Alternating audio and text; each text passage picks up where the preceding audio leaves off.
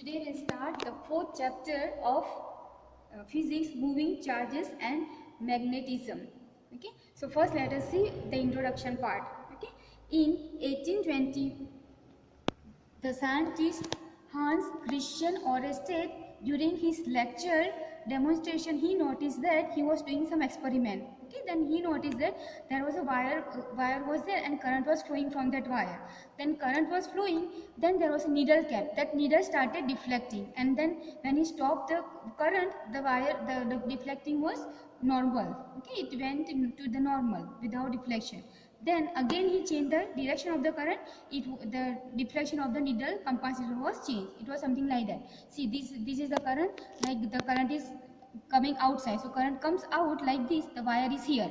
Then needle is placed here. Then he found that this needle is deflected. This arrow side is shows the north side and other one is south side. So when he placed, he found that it is deflected like this. Okay, and when he placed the current direction he changed, then he found that the deflection also is changed, and when there is no current, there is no deflection. Then he studied this, and when he studied, what he found that this deflection is tangential to the imaginary circle. Okay, so he did not put like this so many, he put one needle and he found that it is deflected.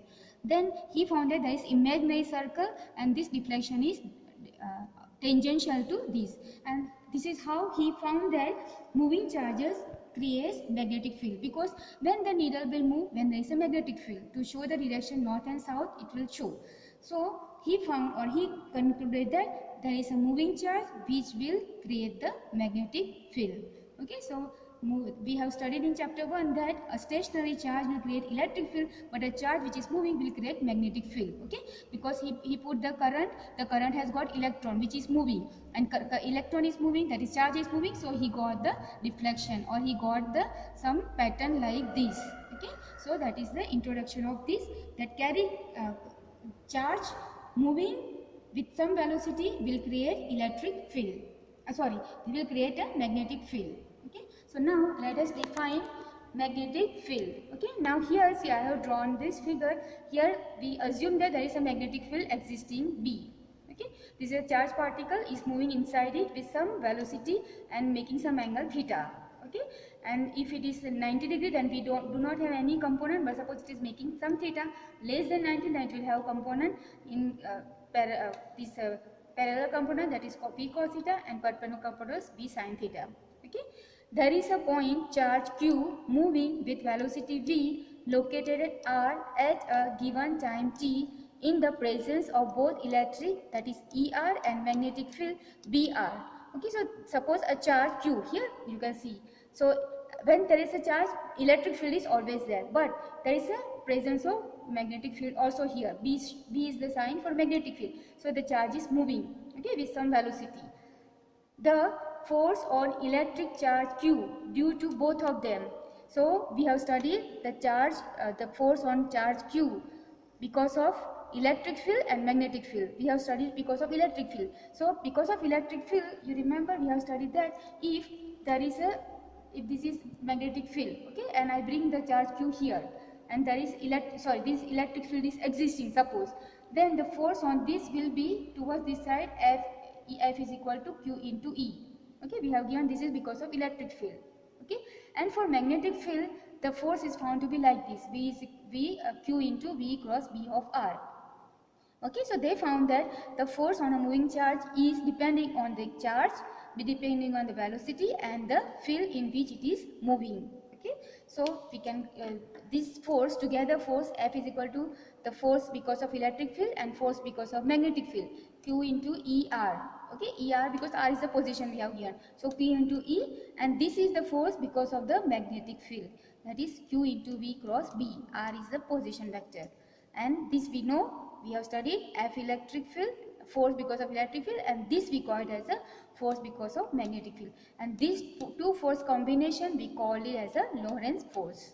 Okay, so this is the definition of Lorentz force, and through this we give the definition of magnetic field. So they found that it is found that magnetic force depends on Q, V and B and on the vector product. Okay, so this force, magnetic force, depends on Q, V, B and the vector product, that is a cross product. Therefore, F is equal to Q into V cross B equal to Q. If I remove the cross sign and this vector sign, then I become written as sin theta n cap. Theta is the angle between V and B. Theta is the angle between V and B. In the figure, we have seen that theta I have shown here. See, this is a theta with what? With which it is entering. So this is magnetic field and this is theta of the velocity. Okay, this is the direction of the velocity. So this is the angle between velocity and B. Okay, magnetic field. It will be everywhere same. So theta.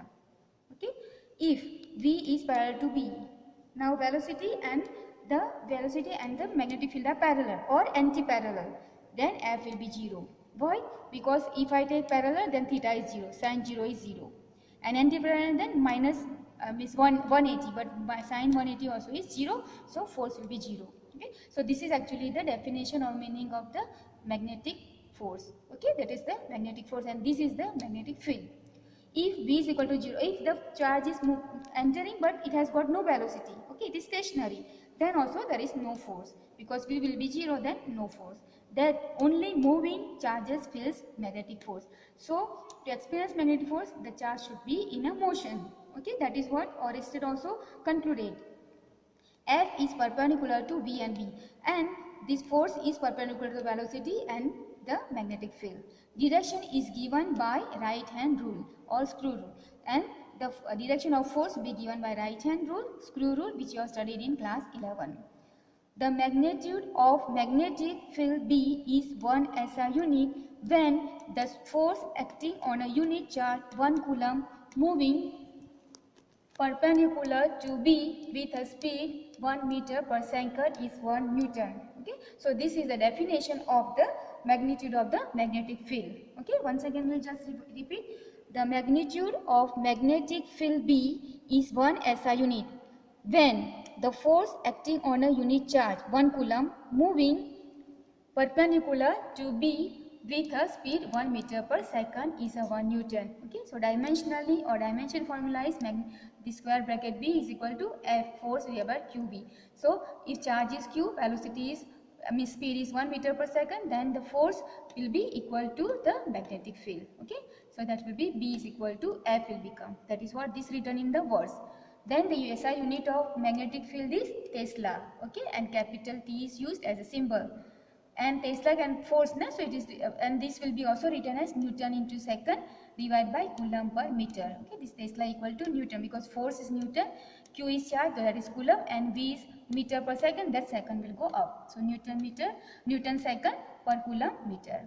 Okay, then the smaller unit of magnetic field, that is not non-SI, is 1 Gauss, and equal that relation with Tesla is 1 Gauss is equal to 10 to the power minus 4 Tesla.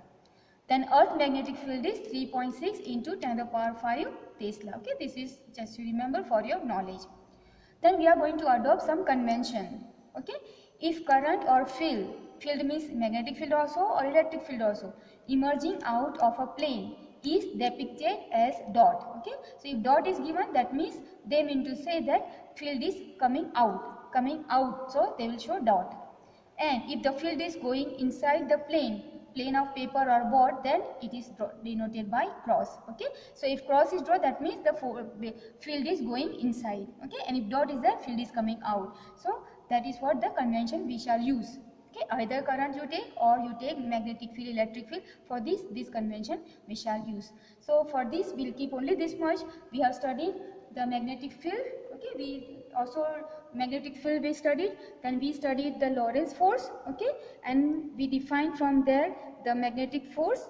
Then we also define when force will be 0, and then we also define the magnitude of the magnetic field, the SI unit, the dimension, and also the convention which we are going to use. And plus we have also seen the Oersted experiment, which with that he concluded that the moving charge will have magnetic field, or they will experience magnetic field, or moving charge will create the magnetic field. That means the source of the magnetic field is the moving charge. Remember, the source of electric field is a stationary charge, but source of magnetic field is the moving charge. Thank you very much.